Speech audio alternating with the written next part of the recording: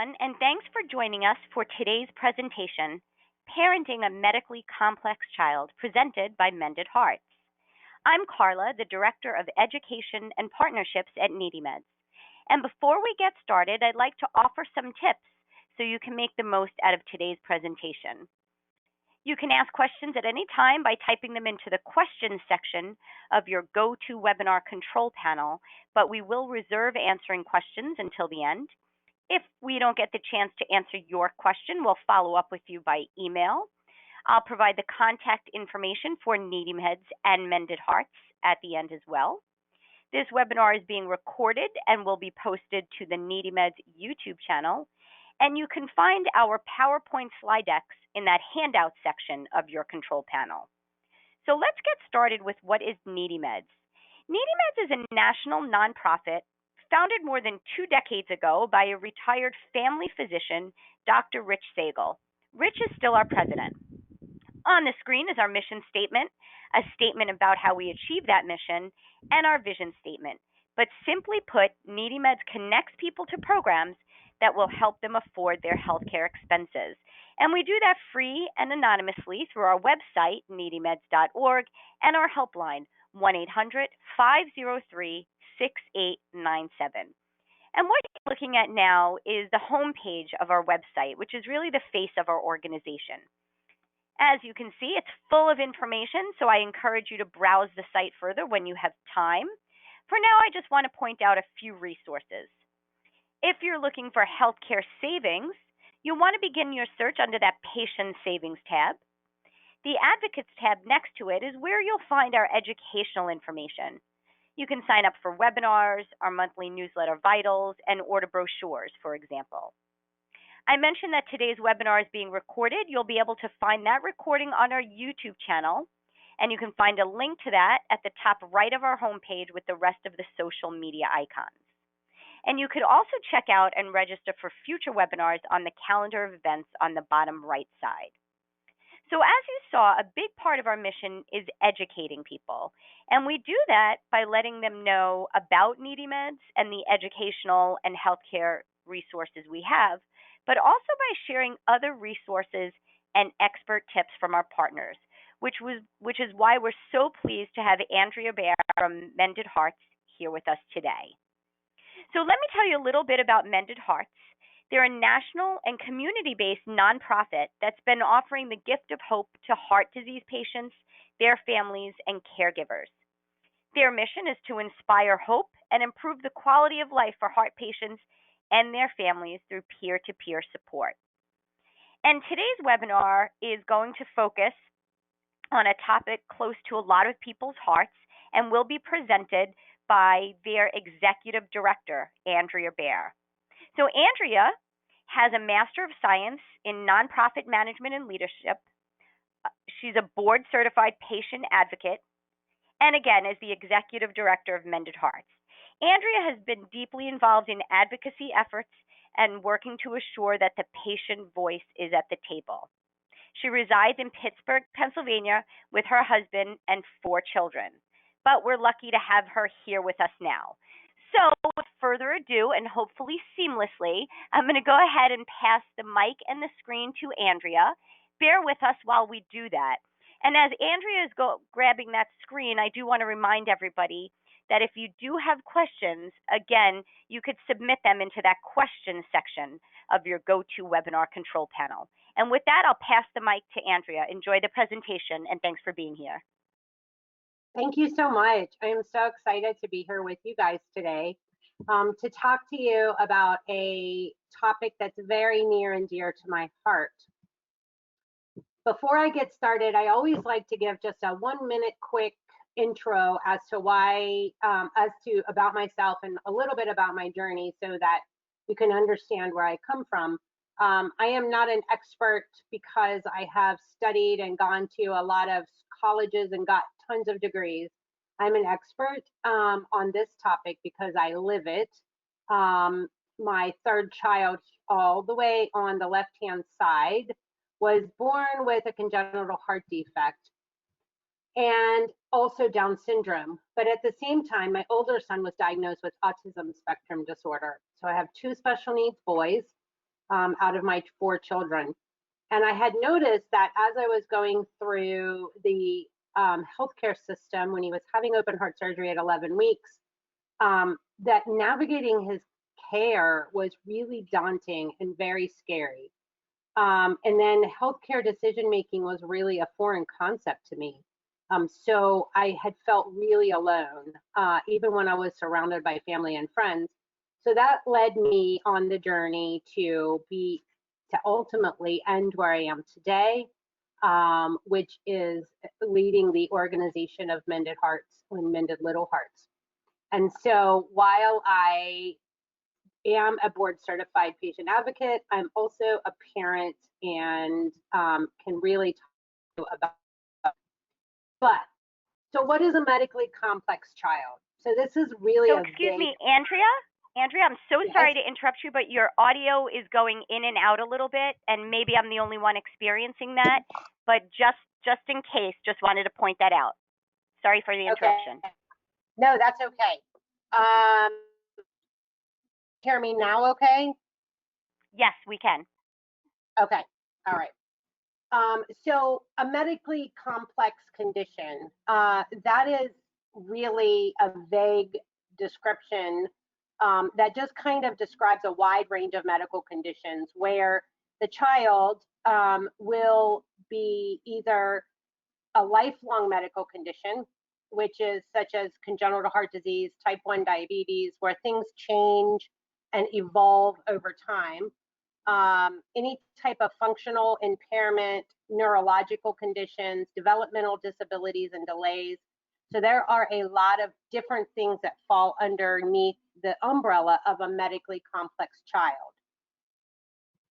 But what we do find is that we all experience the same types of feelings, regardless of what we're dealing with in terms of the exact diagnosis. And I love this picture because it's messy. And that's kind of the way it feels raising a complex child. It feels messy. And so that's what I love to describe my feelings. And I know a lot of other people's feelings during that. So the first thing that I want to just touch on, and these are going to be things that you may be feeling, is grief. And grief is a funny thing because parents often face this mourning process without the support of family members and friends because there was no actual loss of a child.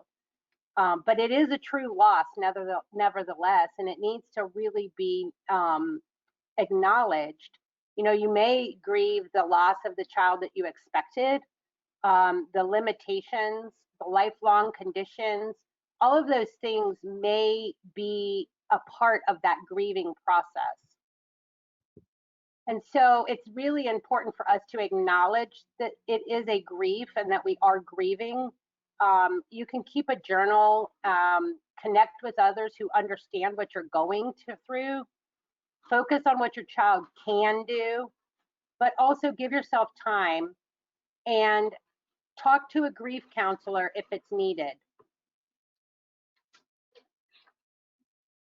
So I know that we just kind of went over this a little bit in the grief, but this is also guilt. Guilt is really hard for parents, and especially mothers feel this guilt, that they feel like they have done something to cause the child's condition. So you need to talk to someone you trust about it, and don't listen to anyone who says it's your fault. Because let's face it, even if you did cause it by something that you had done, which is likely not the case, what is that going to change the outcome now? So now we need to don't what if yourself to death, is what I always say. But just say, okay, this is where we are and this is what we have to do. Fear. Fear is another one of those really intense emotions that we will feel when dealing with this situation. And you want to make sure that you're acknowledging your fears, but ask yourself what you're really afraid of. So you want to be specific. I know that there are a lot of times that when I am stressed and I have a lot of anxiety, and I have to ask myself, okay, what is really stressing me? What am I actually afraid of? Because it's not another doctor appointment that I'm afraid of. The truth is, sometimes I'm afraid of him dying. And I need to just face that and say, okay, this is what is making me fearful today. Take control where possible. When my son was first born, one of the things that I really focused on was his feeding and his calorie intake, because that was something that I could control, because everything else was so out of control. And you let go of the things you can't change and find yourself trying to stay in the present moment. We live day by day. We're thankful to have this day of health. We're happy to have a week of health, 6 months between doctor appointments. That makes us happy. And so, find that a way to find some quiet time and stay present in the moment and focus on right here, right now. Joining a support network, I will recommend this to every single person, even if you aren't a medically complex parent. Support networks are so important. And even if you're not sitting in a group meeting, but you're surrounded by people who get it and who understand, it's so valuable to you.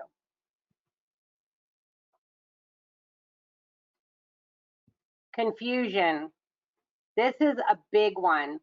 And sometimes it's hard to understand the condition and what you're supposed to do and what you have to do next. So don't be afraid to ask questions and keep asking questions. If you don't understand what the doctor is telling you, keep asking those questions until you do understand. Ask them to repeat that in a different way. But then write down the answers, because I know if you're at the doctor appointment and you're just listening, and you get home and you want to tell your spouse what the doctor said, you're like, okay, wait, was it this or was it that? It's great to write it down in the moment. Use only reputable information. I can't stress this enough, and I talk about it later. Don't Google and just land on the first thing you find, like Wikipedia or any of those types of things, and believe that it's the truth. Use the internet to access and get information that will then prompt you to talk to your doctor or the nurse that is caring for your child. Don't take it as gospel because it's on the internet. Trust yourself. You have an intuition about your children that other people don't have. And if the decision isn't feel right to you, if the decision doesn't feel right to your family, talk to your doctor about making different decisions, different treatment options, because there's no real right answers when it comes to making choices. It's got to be what is best for you. And then again, connect with others. That's a really great way to help you through all of these different feelings. So anger. This is a strong one, and I know that a lot of people have anger, but if you let the anger take over, it's destructive to you and your family. And so the best way to handle it is not to avoid it, like not avoid the fact that you're angry and don't keep it bottled up, but name it. Why are you angry? What are you angry about? And if you have any type of extreme anger, you should seek counseling, talking to somebody professional. But these are the simple tips, and I know that you'll probably say, "Oh, everybody told me this," and it's a simple. But breathe. It really does help. Counting to 10. Assume good intentions. This is a really big one for me, and it is something that is learnable, and it's something that you have to keep working on. But other parents who have children who don't have the experiences that your children have, or family members who really have good intentions, but they say things that are just not supportive, assume that they have good intentions. Don't assume that they are saying things to be hurtful on purpose, because it's likely that they just don't know what to say, so they're just saying something, and it sometimes comes across wrong. Um, and one of those examples is, well, at least you have your child here. Well, I do, and and you say, I admit that, but I still feel this way. Um, and take 24 hours before reacting to anything online. If you are like me, you're on Facebook and you're on social media, and people say things or do things, and you see things, and it gets you upset and feeds that anger in your heart. Give yourself a day to calm down, and try not to engage in those online bantering that goes on, because all it does is really fuel our own anger.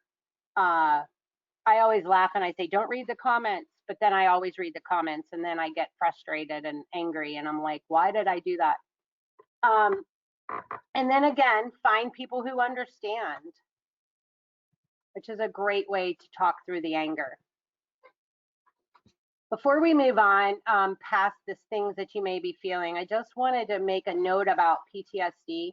PTSD is real and is something that a lot of people experience when they have a child that is born with a medically complex need, such as congenital heart disease or anything else. It can happen because you've experienced a traumatic event, and now the symptoms must be continuous for at least 1 month for a PTSD diagnosis, but these are things that you should look for. If you have suicidal thoughts, that is one thing that you should get help immediately with. But other things, like you feel sad all the time and you can't get out of bed, you have thoughts of violence towards others, you can't eat, or you start overeating, can't sleep. Those are things that really need to be seen by a specialist, and earlier the better, so that you can make sure that you are as healthy as you can possibly be, both physically and emotionally, to take care of your children. So that's talking about taking care of yourself, and this is a big one. Don't skip this. It's really hard to be a parent long term with medically complex needs of your children. It's hard work, not only physically, but mentally and emotionally. And you can't make the best decisions when you're tired and overwhelmed, or when you have a lot of stress and anxiety. So take care of yourself. And that may look like asking for help and accepting it, giving yourself a break, connecting with your care team, your support network, other families. Take care of your own health. I've started on my own health journey, and it was hard to find time to take care of myself and eat well and make a meal for myself that was healthy. But then I looked at it and I thought, I wouldn't feed what I eat to my children for a meal. Why am I accepting that for myself? And if I take my son to his doctor appointments and make sure he has his medications on time, why am I not doing that for myself? Why, I'm important as well. And this one here, it's kind of funny. It says distract, distract, distract. But sometimes we just need to get out of, like, our mental mind just needs to go somewhere else, right? And so find yourself a game, a book, a something, and just do it, where you're not thinking about anything else. You're just giving yourself 15, 20 minutes to just do something other than what you have to do. Education is huge, and being organized, and then take back your family. Don't let your child's diagnosis define your family. Recognize that your son and daughter's illness, puts everybody under a lot of stress, and it's hard to support each other. But this is really true for other children too. They may have other stresses and anxieties that they're not voicing to you. And it's so important that they feel like they're a part of the family as well. And so finding time to spend with your other children is vital. And it's important for the family to spend time together when it's not focused on your child's diagnosis. So doing anything that you can do as a family is really important during this time. And finally, I just kind of want to talk a little bit about empowerment, because this is, I think, a big piece of how we become really strong parents. And empowerment is not only just being responsible, but having the ownership of the problem or the issue that you're trying to solve. And understanding that the whys, understanding why these treatments or this surgery or this, why is this happening, so that then guidelines can be applied. And then you want to weigh the impact on all of the decisions on all the stakeholders. Weigh those decisions on your child, on your life, on your family, on the siblings. But it's also about making more trade-offs, not getting less out of it. And finally, empowerment is truly a privilege, not a given right. So some of the things that we talk about to show, how to become really empowered is, number one, do you truly understand? So research shows you need to hear a message 7 times before you retain that information completely. So during an initial diagnosis, you're in an emotional crisis, and you're probably it's less likely that you're going to retain that information. So just hearing it one time is just not going to probably work for most people. And medical language can be difficult to understand. I remember when I was postpartum, I had just given birth. My son was just diagnosed 6 hours after he was born. And the cardiologist came in and started using these really big words. And the only thing I could think about was that time was, I don't even know how to spell that. How am I going to Google it when I get home? But it was something that, I had to really talk to them about over and over. And that was okay, because I was in emotional crisis. I was having a hard time. I was hormonal because I had just given birth.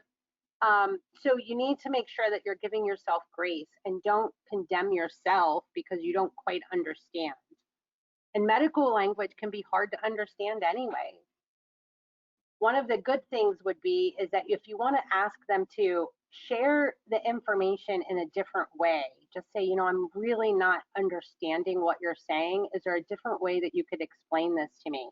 Sometimes drawing a picture works really good. If it's a, medical, if it's something with the heart or it's something in the body, drawing a picture can help and makes you understand it a lot easier. And again, do you know what the diagnosis means? What is it exactly, and what does that mean for your child? What are the short-term and long-term prognosis? And is this a lifelong care versus a short-term treatment? Now, this one, I always have a word of caution on this, because sometimes you can get so bogged down on the long-term problems or long-term prognosis that you forget to live in the present. I have people who will reach out to me that their newborn child with Down syndrome is 2 or 3 weeks old, and they're saying, what do we do about school, and what do we do about potty training, and what do we do? And I'm like, why don't you just love your baby for a little while? Because all of those things that are going to happen down the road will happen. You don't need to be prepared for 30 years from now. You just need to be prepared for today and for tomorrow. And then as you start feeling better and feeling more comfortable with what you're dealing with, then you can start looking into future plans. So don't let that diagnosis become some kind of a life sentence to you, and that's all you can think about. But definitely keep asking questions. Make sure that you're a part of your child's healthcare team. you are a member of that healthcare team, and you really need to be empowered so that if you don't understand something or you are looking for something different, you feel empowered to talk to that doctors. Don't assume that the first option is the best. There are other treatments and therapies to consider, maybe. So you need to talk to the doctor and ask them, and just say, I'm not comfortable with this decision or this option of treatment. Is there anything else that we can do? And then do your research. Understand, are you in the right place, and are you weighing all of your options to continue? And sometimes, are you in the right place isn't a possibility. Sometimes you have to go where you are because of geographic locations or insurance companies or anything like that. So, while that's a great question to ask, know that if you aren't able to afford to go to, the best hospital in the country, that doesn't mean you're going to get bad care.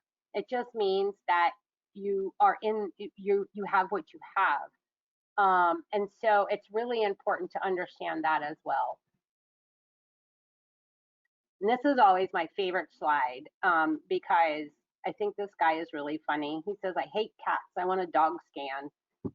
So we all can voice our opinions, right? And we can say what we feel and give let the doctors and healthcare providers know.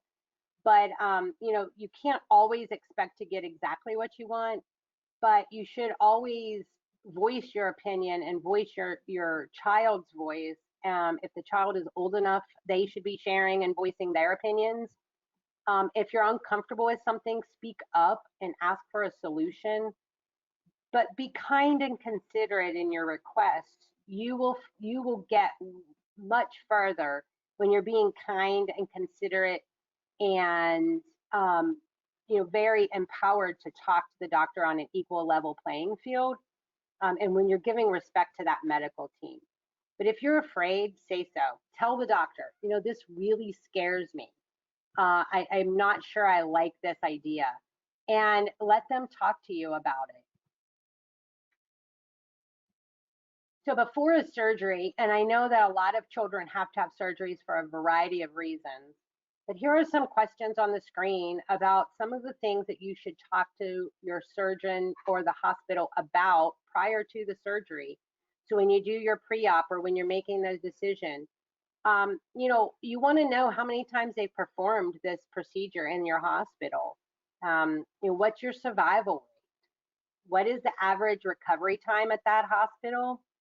What complications are likely to occur? How does the care team work together, and how well do they handle patients with that condition? And then finally, one other note is that mortality rate at the hospital does not necessarily mean that it's a bad place, because mortality rate might not be good in some hospitals that take high risk patients, because they are taking the really critically ill and trying to save them. And so therefore, they're going to have a higher mortality rate. There are times that happens. So take the mortality rate and really try to understand why it's higher than maybe somewhere else. And then ask what resources are available to the hospital. Sometimes things like the Ronald McDonald House and when the parent meals that come with the child, those are little things, but they make a huge difference when you're stuck in a hospital with your kids. And so find out how they help take care of the people, like the parents or the grandparents who are there with the child as well. And so that's another really important thing that you want to think about. And then this is online research, proceed with caution. I always tell everybody to proceed with caution for a lot of different reasons, but be careful comparing stories from other individuals. I know when my son was first diagnosed and I was Googling, I found horrible stories of just terrible outcomes, and a lot of times it's the people who have really bad experiences that are louder and have bigger voices. And so then that makes it really scary. Be careful comparing hospitals or doctors based on the word of others. That is really important because a lot of people love their hospital, but you're going to find some people who will say, well, I had a horrible experience at that hospital. And since you don't know the intimate details of that, it's important to hear, but don't compare hospitals just because you haven't seen something bad. Kind of like it's not like a Yelp thing where, you know, this person's food was bad. So make sure that when you're comparing the hospital or doctors that you're not solely relying on the word of other people. Um, and then use your research to prepare questions, not as facts. And connect with a disease specific organization for real good information. So Mended Little Hearts, if you have a child with a heart defect, you know, there are the American Heart Association, the Diabetes Association, there are nonprofits literally for every type of disease or diagnosis that you could think of.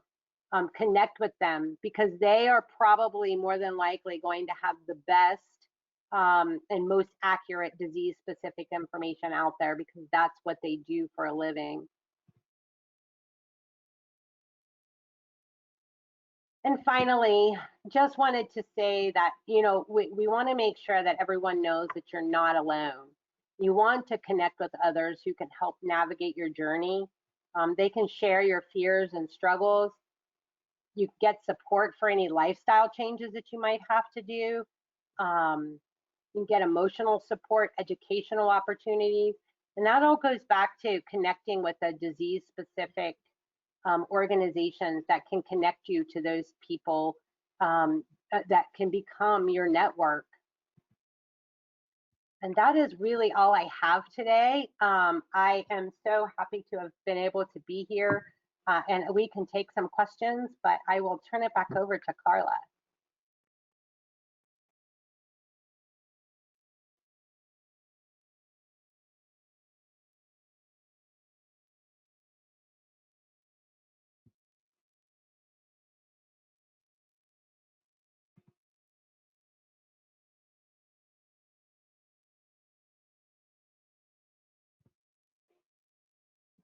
I don't hear you, Carla, so I'm not Oh, sure. sorry guys. Can everybody hear me? There's some technical difficulty there. Am I coming in loud and clear now? You are. Fantastic. So what I was saying was a big thank you to Andrea for coming on as a guest host for this special topic webinar, which was, as I can see the participation from the audience, really an important topic that really hits home with a lot of people. And what I really find valuable also is a lot of the tips, Andrea, that you shared can really be implemented in anybody's life. And I think that's really important. And I've said to Andrea many times before that, of course, we welcome her as a special guest speaker because she's an executive director of great organizations, Mended Hearts. Um, and but what I've shared with her many times is I think what makes the difference is her willingness to be candid and share her own personal experience and match that with her professional expertise. So I think that makes all the difference. So again, I do see a bunch of questions coming in, which is fantastic. We're going to get to those in just a moment. In the meantime, I do hope that you rely on NeedyMeds as a source of support. We are here to offer, hopefully connect you with healthcare cost savings programs. And again, you can find them all under that patient savings tab or reach out to one of our expert call center counselors. What you're looking at is just a snapshot of those cost savings programs under that patient savings tab. Here are some other upcoming webinars that I hope you will join us for. And again, you can find these under that Advocates tab, but also on the bottom right of our homepage on our calendar of events. I will point out that on September 1st, we do have a suicide prevention webinar coming up. I'm mentioning that because as Andrea talked about PTSD and trouble potentially struggling with mental illnesses, and she did indicate that if you are feeling that your symptoms were a little bit hard to handle, to reach out to a therapist and get yourself educated. So I just wanted to highlight that upcoming presentation. And as we get to those questions coming in, I'm going to leave the contact information up, but a few things that I wanted to point out.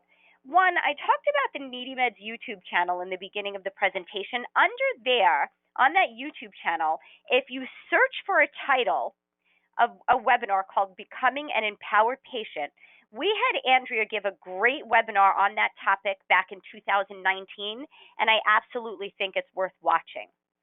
Also on our YouTube channel from 2018, but it's still really, I think, relevant, we have a webinar dedicated to health websites, which to trust and why. In Andrea's presentation today, she talked about using caution when you proceed, especially when you proceed looking for information, but especially when it comes to Googling information online. So this webinar will give you the heads up with how to find which websites are reliable and why. Andrea also mentioned to reach out to reputable organizations, and I'm proud to let you know under that patient savings tab in the center, you'll find a link for diagnosis information pages. And actually, Mended Hearts has a couple of pages that they sponsor, one for heart disease and one for congenital heart disease in children. So we pride ourselves on those pages being hosted by reputable nonprofits. So that's the diagnosis information pages are a great place to start if you or a loved one has been newly diagnosed, because you can get up-to-date and reputable information directly from a source you can trust. So with that, I'm going to dive right into the questions coming in from our audience. And again, we'll leave up that contact information in case you'd like to reach out to Mended Hearts, Andrea, or NeedyMeds in the future. So one of the questions coming in, Andrea, is there a Facebook page for this as a group? Now, I almost responded and said, yes, Mended Hearts has a Facebook page, and you can just go to Facebook and type in Mended Hearts. But I didn't know if this was a more specific question about a parenting support group. Yeah, so we do. We have Mended Hearts, but we also have Mended Little Hearts on Facebook. And we have a Facebook group, which is a closed group, so that parents can connect online privately without everybody knowing their business. I mean, a lot of people do, but you know what I mean. At MLH_CHD chat. So we're all over Facebook. We have about 50,000 followers from Mended Little Hearts. So you can look us up and like us and find our group. That would be great. Yeah, thank you for that question. It gave Andrea the chance to share that group and to stress to everybody to connect with Mended Hearts online. Another question coming in, which I really love, and I think probably this is on a lot of people's minds. Is it safe to take my child to doctor's appointments right now? I've been really worried about COVID, and my son hates wearing a mask. That's a great question. That is a really great question. And I think it's something that all of us parents have been experiencing. It is safe to go to the doctor. They are doing some telemedicine and visits, which have been great. We've used those for some small things. But overall, we have been to clinics at the hospital. We actually had an ER trip. Not great, but we know that, from talking to the healthcare providers and also from firsthand experience, they are taking every precaution that they can to keep you safe. And so you are probably much safer going there than you actually are going to, say, Walmart, which sounds kind of strange, but they're really taking the precautions seriously. Wearing a mask is hard. My son is 11 now, and we've been preparing for school whenever we get to go back, and wearing masks in public, and it does take practice. A couple of tips, just really quick. He definitely has sensory issues, and of course his cognitive ability is not as high as others, and so it's hard to explain. I've had all of my other kids model the behavior. He's been taught that he can't leave the house without it. So if you see a crazy lady driving down the road with her kid in masks, it's me, because even though we're in the car, he's got this in his head now that he can't leave the house without the mask.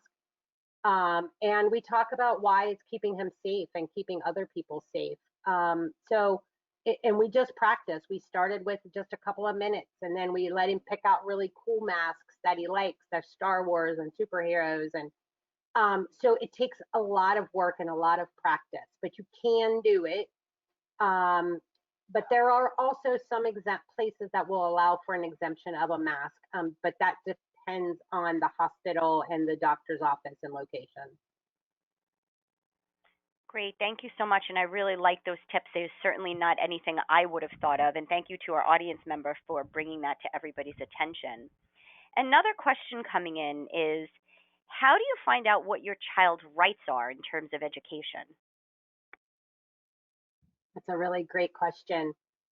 So you need to look into or get connected, I should say, with an organization that looks at educational rights, because your children have the right to go to a public school regardless of their special needs. And they actually are protected for least restricted environments. And so you can get connected with an advocate if you need help to find ways to get these educational needs met. I know with congenital heart disease, sometimes we have, a lot of times kids have neurodevelopmental issues, but they don't present as a disability, so to speak. And so it requires some neuropsych evaluations and different things like that. That can be sometimes hard to get an insurance company to cover before you can even get to the 504 state. But there are 504 plans and also IEP plans. Those are acronyms, and I know it's terrible to use acronyms. The IEP is an individualized education plan. But talk to your local school district and ask them about, getting an IEP to provide the direct supports that your child needs to be successful in their least restrictive environment. And that can run the gamut from they can't participate in gym the way that other kids do, or they need extra breaks for sensory, all the way to where they need a nurse to attend with them because they have maybe a feeding tube or a ventilator or anything. They're in a wheelchair. So talk to a local in your state. Here we have Lake Achieva in Pennsylvania, but talk to them because you definitely want to make sure that you're providing your child with the best education as well.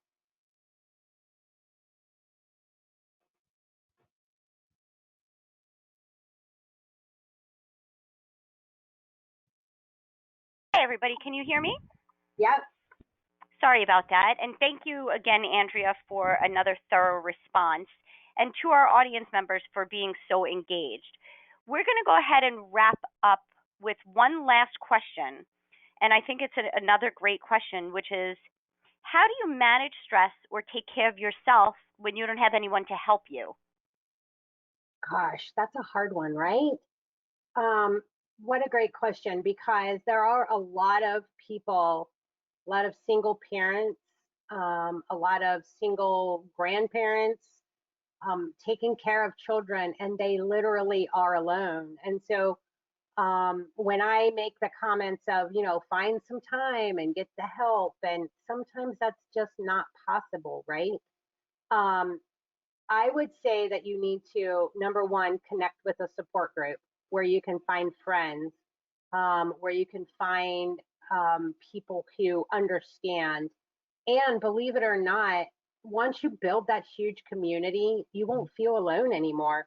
And then you will have the ability to, do shared times where maybe, you guys can have a play date and you can go to the grocery store by yourself. It does take a little extra effort, but it's definitely worth it. But if you can't do that, find time in your day, even if it's half an hour before you have to get your child out of bed, or a half an hour after the child goes to bed, to just be you. Do something that you like to do, engage, and make it, mark it on the calendar, make it a date with yourself, and just relax and get out of that situation for, even if it's just 30 minutes, just to give yourself time to not think about it. Thank you so much for the question, and to Andrea again for more practical tips. One thing I do want to add, actually two things, sort of reverting back to some of the things we already covered, but as I said, we have an audience members that are really participating, which we love. One person did make the point of being sure as you go through this in a medical diagnosis to listen to your child. And I thought that was a really important thing to share with the rest of our audience. And Andrea just wrapped up about talking about knowing what your child's rights are in terms of education. And we have an audience member that reached out to say a great place to start is by contacting your school's counselor to set up that IEP. So thank you for those comments. So we're going to go ahead. Oh, go ahead, Andrea. I was just saying, yeah, absolutely. That's a great place to start as well. Even the pediatrician can help you be referred to somewhere that can help. So important. And one of the reasons I really love when our audience participates is because in many ways that can also feel very supportive, as you've been pointing out throughout this, Andrea, that just getting some feedback, sharing tips with other people, knowing that there's 100 other people on this webinar listening alongside you can sometimes just go a long way to making you feel like you aren't alone. So with that, we do try and keep the question segment relatively brief. So if you did ask a question that we didn't get the chance to answer, don't hesitate to reach out to Mended Hearts at any of the contact information on your screen. You'll find the contact information for NeedyMeds at the bottom. But again, we will follow up with you via email. With that, thank you to our audience for taking time out of their day to join us for today's webinar. And a big thank you to Andrea for sharing her expertise and personal experience with the NeedyMeds audience. Have a wonderful rest of the day, everyone. Take care of yourselves. Thank you. Thank you.